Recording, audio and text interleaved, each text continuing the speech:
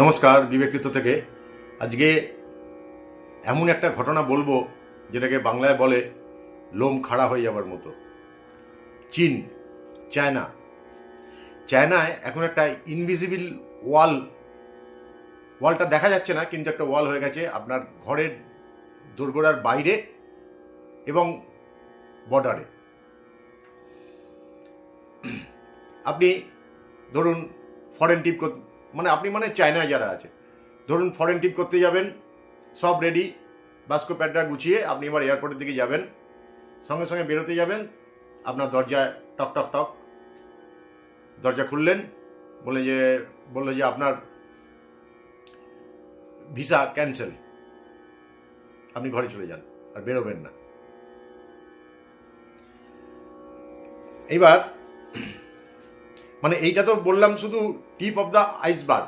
এইবার বলছি যে আপনাকে যে 6টা খবর স্টেপ বাই স্টেপ দেবো। এই একটা প্যানিক চায়নার মানুষের মধ্যে এসছে এবং সরকারের মধ্যেও এসছে, যেটা হচ্ছে ওইখানে প্রফেসি বলে একজন অ্যাস্ট্রোলজার, তিনি বলেছেন যে 2026-এর চায়না পুরো কোলাপস হয়ে যাবে এবং চায়নার ওপর বিরাট একটা ঝড় আসতে চলেছে, যার 6টা কারণ। সেই 6টা কারণ ইতিমধ্যেই চলে এসেছে। এবার 2026-এ চায়না সব দিক থেকে কোলাপস। এটা মানুষের মধ্যে একটা ভয়ঙ্কর প্রতিক্রিয়া তৈরি করেছে। ধরুন এই দেখুন, নাম্বার 1 হচ্ছে ওইখানে ফ্রিডম একদম শেষ, খতম। যারা সিভিল সার্ভেন্ট বা যারা গভর্নমেন্ট সার্ভিস করেন, যেমন শিক্ষক হতে পারে, ডাক্তার হতে পারে, তারপর যে কোনোভাবে যারা আর কি গভর্নমেন্ট সার্ভেন্ট, তাদের বলে দেওয়া হয়েছে আপনাদের পাসপোর্ট সব গভর্নমেন্টকে জমা দিয়ে দিন। ঘরে আপনার পাসপোর্টটা সেভ নয় তো আমরা ওটাকে সেভ রাখবো। শুধু গভর্নমেন্ট সেক্টরই নয়, এবং প্রাইভেট সেক্টরও বলে দেওয়া হয়েছে যে পাসপোর্টগুলো নিয়ে নেওয়ার জন্য। ইতিমধ্যে 50 লাখ যারা ডিক্লেয়ার করেছে যে দিয়ে দিয়েছি, সেই সংখ্যা হচ্ছে 50 লাখ, এবং যারা বলেননি সেই সংখ্যাটা তো আরও আছে। এইবারে যারা ধরুন গভর্নমেন্ট সংস্থায় চাকরি করে বা প্রাইভেট সংস্থায় চাকরি করে, এটা হচ্ছে তাদের ব্যাপার, তাদের ফোর্স করে সব পাসপোর্টগুলো নিয়ে নিয়েছে, যেন তারা চীন থেকে ছেড়ে যেতে না পারে। এবং যাদের পাসপোর্ট রিনিউ করতে নিয়ে যাওয়া হচ্ছে, তাদের আর রিনিউ করতে দেওয়া হচ্ছে না। এবার তার জন্য যেটা কারণটা হচ্ছে, এইটা হচ্ছে একটা কারণ যে গভর্নমেন্ট প্রথমে আপনার স্বাধীনতা পুরো খর্ব করে দিল, একটা ইনভিজিবল ওয়াল তৈরি করে দিল আপনার, আপনি যেন বেরোতে না পারেন দেশের বাইরে কোথাও। নাম্বার 2, ছুটি ট্যুর, যারা সারা ওয়ার্ল্ডের মধ্যে চাইনিজরা ম্যাক্সিমাম ছুটিতে ঘুরতে বেড়ায় নানান দেশে, সেখানে ঘুরতে বেরোবার আগে ছুটিতে যায়, তখন তারা ধরুন এই ডলার স্পেন্ড করবে। চীনের এখন সেই মতো বিদেশি ডলার হয়তো নেই, সুতরাং ডলার বিক্রি করবে, বাইরে গিয়ে খরচ করবে, তার মানে কি দেশের টাকা বাইরে চলে যাবে। সেই জন্য ওরা ঘুরতে যাচ্ছে, পুরো এয়ারপোর্টে চলে গিয়ে যখন বোর্ডিং হবে তার আগে বলে দেওয়া হলো আপনার ভিসা ক্যান্সেল, সুতরাং আপনার যাওয়া হচ্ছে না। এইবার যে হোটেল যে সব বুকিং করেছে বাইরে, সেই সব পয়সা সব গেল, সব শেষ, সেগুলো আর ফেরতযোগ্য হবে না। এইবারে এয়ারপোর্টে ভিসা ক্যান্সেল করে দিল, বাইরের হোটেলও পুরো চলে গেল। এবার হচ্ছে 3 নম্বর হচ্ছে ওদের যে মেন ব্যবসা, ওদের জিডিপির যে 30% সেটা হচ্ছে রিয়েল এস্টেট। মোটামুটি 40 থেকে 50% ডাউনফল। যা দামে যা লোক কিনেছিল, সেই দাম এখন যদি কেউ 10 লাখ টাকায় কেনে, সেটা এখন দাম হচ্ছে 5 লাখ টাকা সাপোজ। এই 50%-এর ওপর, 50 থেকে 60% লেস। আচ্ছা, এইবার হচ্ছে যে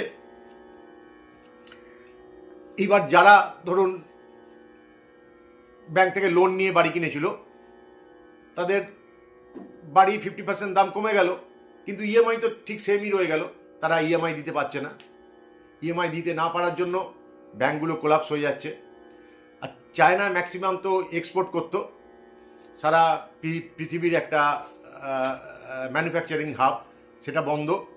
এবং যারা যারা ওখানে কোম্পানি যারা করেছিল সেই সব ফ্যাক্টরি বন্ধ, তারা এখন সেই টাকা গুটিয়ে বিদেশে চলে যেতে চাইছে।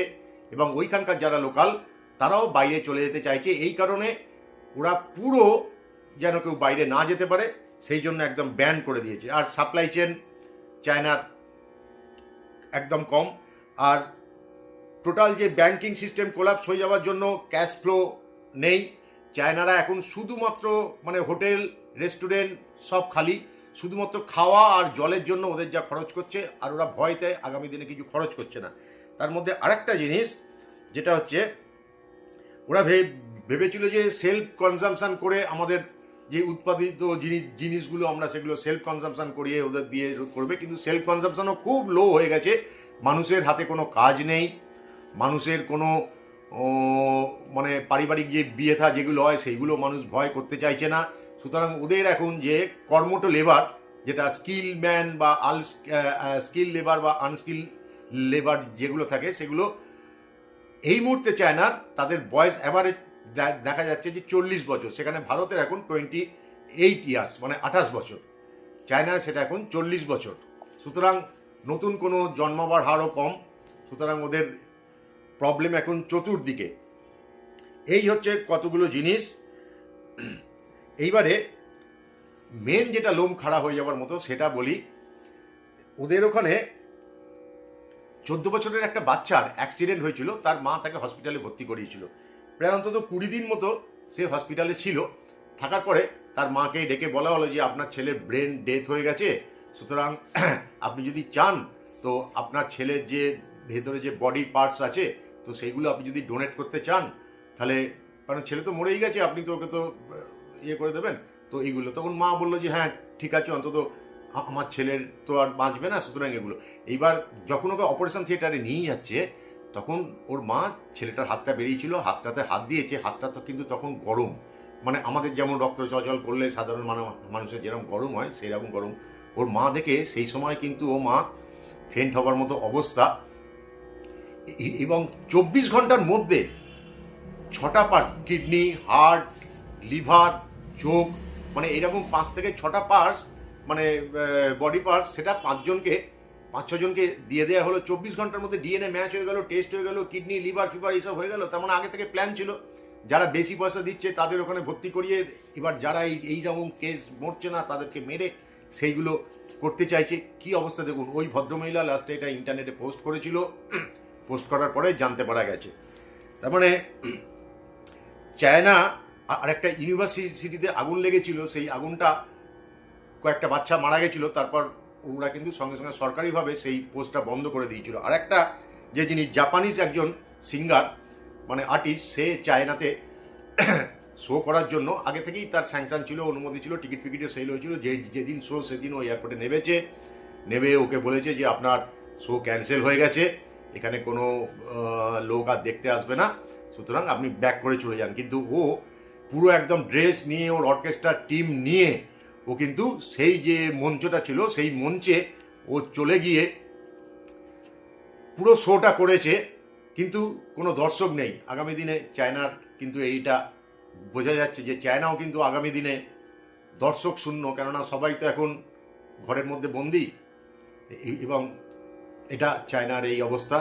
এটা কোনো নিউজে আপনারা পাবেন না, এটা অনেক ঘেটে ঘুটে বার করা হয়েছে। রাখছি, আগামী দিনে আবার দেখা হবে।